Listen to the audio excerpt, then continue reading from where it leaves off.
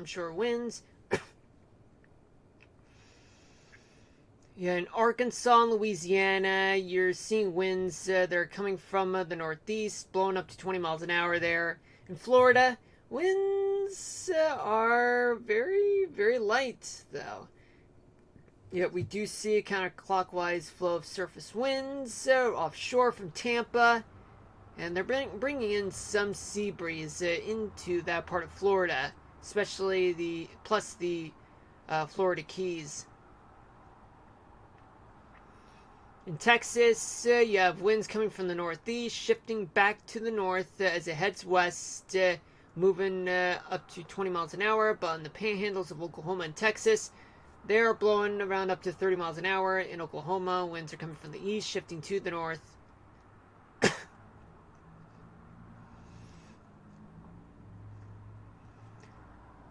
Let's talk about temperatures. So let's see what we got throughout the Carolinas and Georgia, where temperatures are in the low 70s. Well, in Tennessee, temperatures range from the low 70s to upper 80s, like 70 in Raleigh, North Carolina, to 89 degrees in Albany.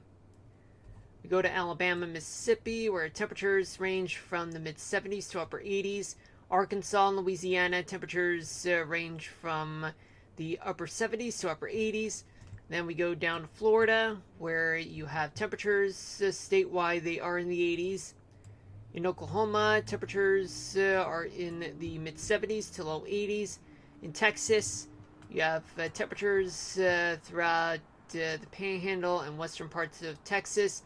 They are in the mid 70s to low 80s. South Texas, temperatures are in the mid 70s to upper 80s.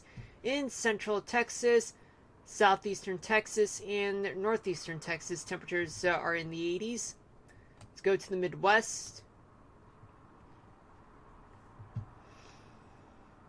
Throughout the Midwest, you're seeing an area of giant clockwise flow of winds.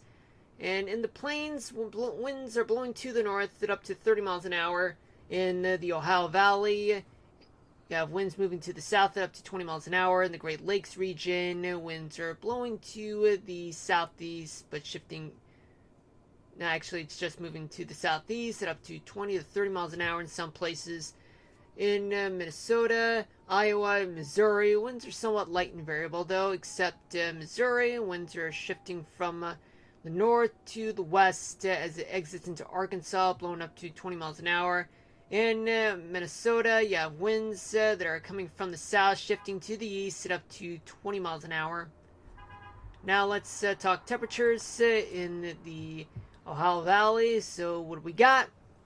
Temperatures all across the Ohio Valley, they range from 62 degrees in Cleveland to 71 degrees in Louisville, Kentucky. Then we move on to the Great Lakes region.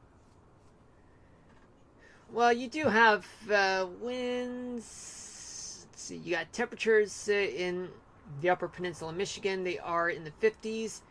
In the Lower Peninsula, they range from 57 in Traverse City to 66 in Detroit.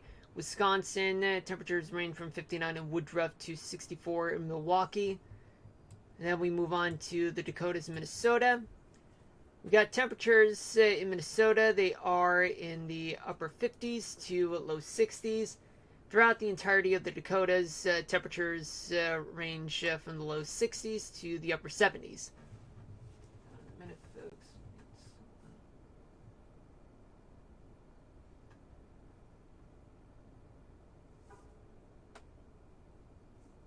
Never mind.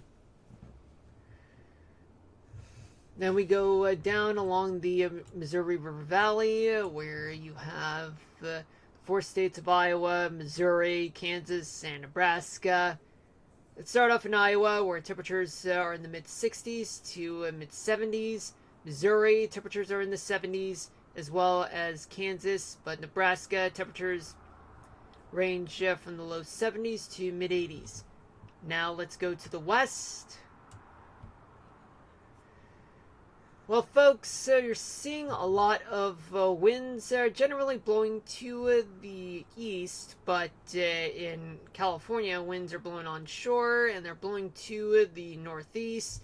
In some places, they're blowing up to 30 miles an hour. Other places, just a little light, maybe sometimes variable in terms of wind direction. In the Great Basin, you have winds are shifting from the southwest to the east, blowing up to 30 miles per hour in some places. In the desert southwest, you have winds coming from the Gulf of California, shifting to the east in some places, but then shifts back up north in eastern New Mexico, with winds topping up to the about 20 to 30 miles an hour there. The Pacific Northwest, some places just light and variable, others just up to 25 to 30 miles an hour for the maximum sustained winds, especially southern Idaho and much of Montana. But eastern Montana winds are moving to the north at up to 20 miles an hour there. Wyoming does have strong winds of up to 30 miles per hour though. Let's go to the Northern Rockies. So we start off in Montana, where temperatures there, they are in the mid 70s to mid 80s. In Idaho, temperatures range. Temperatures are in the 60s to low 70s in Idaho, in northern Idaho. The southern half of the state, mid 70s to mid 80s. Wyoming, temperatures they're in the 70s to low 80s. Now let's go to Colorado, Utah, and Nevada, where you have temperatures range from the low 70s to mid 80s. Utah, temperatures range from the upper 70s to low 90s. In Nevada, in the northern part of the state, they are in the 70s to low 80s. In the southern half, mid 80s to upper 90s. Then we go to the desert southwest, where you have temperatures throughout New Mexico. They are in the upper 70s to upper 80s. In northern Arizona, temperatures are in the mid 70s to mid 80s. Southern half of the state, they are in the mid 90s to low hundreds. Let's go to California.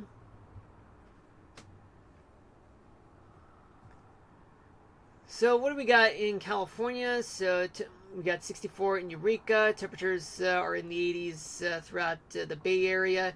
93 in LA, 79 in San Diego, 100 in Indio. Temperatures range in the northern half of the Central Valley, California. They are in the 80s, southern half, 90s. Now let's go up to the Pacific Northwest. Temperatures in Oregon, they are in the 70s to low 80s. Washington State, temperatures there, they're in the low 70s to mid 80s. Now let's talk about gusts. So what do we got for gusts?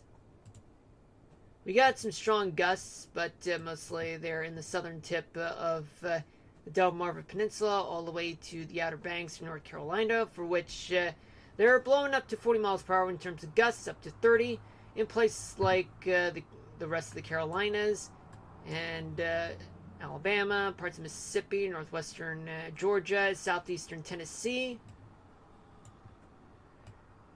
Blowing between 30 to 40 miles an hour in the Great Plains region in terms of gusts, and as well as the Great Lakes region, the Rockies. I mean, wind gusts are up around between 35 to 45 miles an hour, plus parts of Nevada, Utah, Sierra Nevadas, and the Columbia River Valley in Oregon and Washington State. Now let's talk about humidity. There's plenty of humidity in southern and central Texas, Florida, all the way up the coast along the east coast towards Maine. But the coastal part of New England, it is very, very, very moist. You still have plenty of leftover cold front from yesterday and even earlier today. So might as well just hold your umbrellas for now and keep using them until the skies clear up, depending on where you are in New England, and especially down towards the Jersey Shore and Long Island. Now let's talk about rainfall accumulation.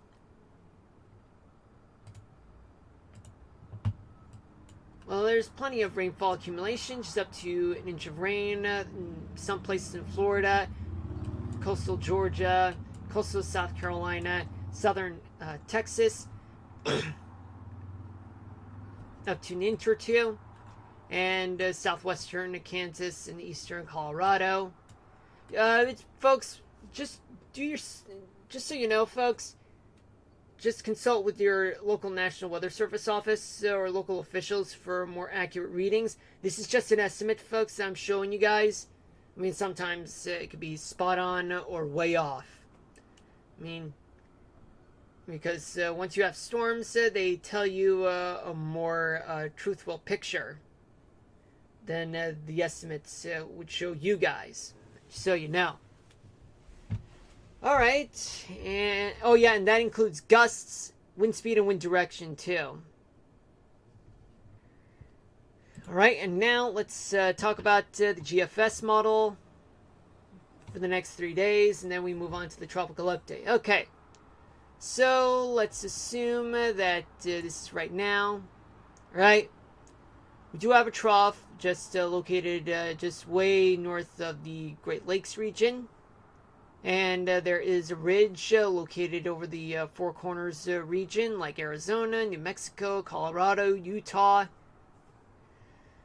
Now, what does this mean, folks? Okay, just so you know, there's still wet weather in some places in the Northeast, folks, all the way down to Florida. And as well as more wet weather in parts of the West, like the Rockies and the Pacific Northwest. And now let's move on to tomorrow night, which is Monday night. It's going to be an upper level low just located near the Pacific Northwest coastal part, which translates to a trough. There's going to be a ridge over the desert Southwest, another ridge over the central Mississippi Valley, a big trough located over the Gulf, and a flat trough located over Lake Ontario. Now, what does this mean? It means there's going to be plenty of wet weather to go around from California all the way to the northern Rockies, and some parts of the desert Southwest, and many parts of the Great Basin, and still plenty of wet weather to go around in some places in the Northeast. Cold front still offshore, though. Maybe a tiny bit of wet weather throughout the center of the country. Now we move on to Tuesday night. So by Tuesday night, there's going to be an upper level high over the Pacific Northwest, which means it's going to be a trough located over the West Coast. A ridge over New Mexico, all the way up to the Canadian border. A trough over the upper Mississippi Valley, all the way down to the Gulf. And there's going to be a ridge offshore from the northeast, which means there's going to be some wet weather from the Carolina coastline in Georgia, all the way to the Great Lakes region. And there's going to be a lot of wet weather to go around throughout the interior parts of the West. Desert Southwest all the way to the Bitterroot Mountains of Idaho. Sorry about that. And finally, by Wednesday night, there will be a trough that still will linger over California. There will be a ridge over the southern plains. A trough just located way northeast of the Great Lakes region. Now, what does this mean, folks? It means that there's still going to be wet weather in the interior parts of the West, from the desert Southwest all the way to the northern Rockies. Great Basin will get hit, and some wet weather could linger around throughout the Southeast and the interior parts of the Northeast, all the way to parts of the Great Lakes region. All right, now let's move on and talk about the tropics.